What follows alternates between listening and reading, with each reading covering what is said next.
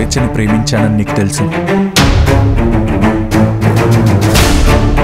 తన జ్ఞాపకాలు పక్కన పెట్టి నన్ను నేను మనిషిగా వెతుక్కునే ప్రయాణంలో నీలవేణి తారసపడింది. తన వల్లే నేను మారుతున్నాననుకున్నాను.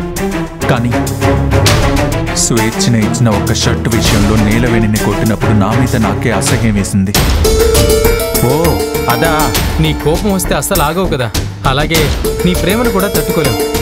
గుళ్ళో తన కోసం అంత చేసావు కదా. లేదురా, నీలవేణికి అమ్మవారు కోసి అంత సఫర్ అవ్వడానికి కారణం నేనే కదా. నా వల్లే చాలా ఇబ్బంది పడింది తను. కానీ నీ వల్లే కదా తనకు నయమైంది. తను నీకంటే కేరింగ్గా ఎవరు చూసుకుంటారనిపించేలా చేసావు కదా మచ్చా. లేదురా, మళ్ళీ మళ్ళీ తను నా వల్ల ఇబ్బంది పడకూడదంటే తనని వాళ్ళింటికి పంపిస్తే ఆరోగ్యంగా సంతోషంగా ఉంటుందనుకుంటా. అదేంటి మచ్చా, నువ్వు నీలవేణిని ప్రేమించావు కదా.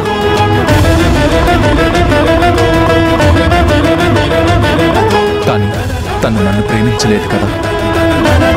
సో మంచి రోజు చూసి తనని సాగనంపితే తన భవిష్యత్ అయినా బాగుంటుంది. మచ్చా ఇలా షాక్ ఇచ్చాడేంటి?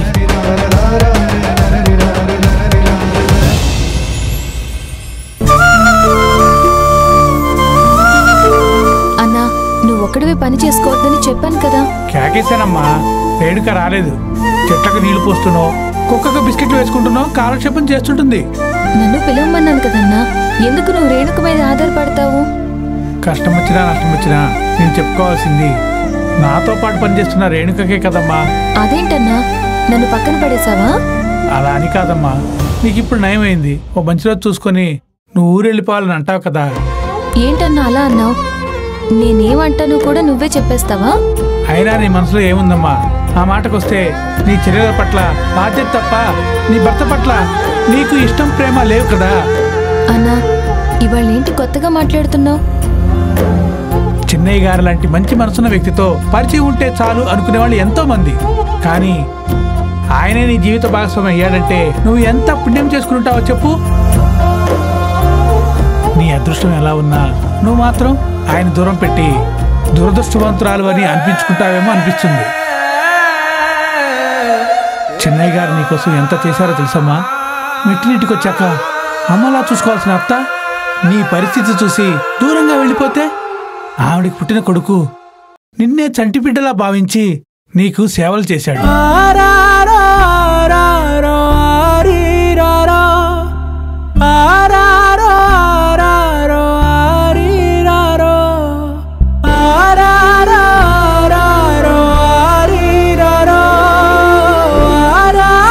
చంటి బిడ్డకు ఉగ్గుపాలు తాగించినట్టు నీకు తాగించాడు. నీకు పసుపు రాశాడు. నీ ఒంటి మీద వేపాకు మండలు కప్పాడు.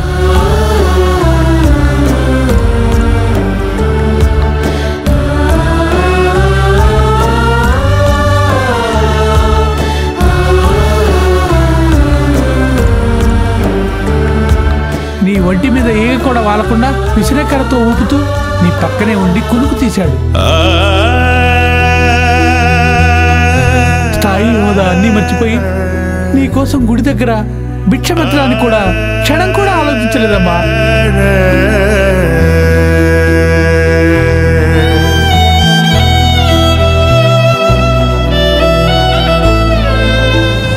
ధర్మం చేయండమ్మా. అమ్మ ధర్మం చేయండమ్మా. అమ్మ అమ్మ ఒక్క రూపాయి అయినా దానం చేయండమ్మా. అవునన్నా, తారక్ సార్ రుణం ఈ జన్మలో తీర్చుకోలేను. అలా చెప్పి చేతులు దులిపేసుకోకమ్మా. లేదంటే ఆ చేతుల్లోకి పనులు తీసుకోవడం చేయకమ్మా. ఒకసారి లోతుగా ఆలోచించమంటున్నాను.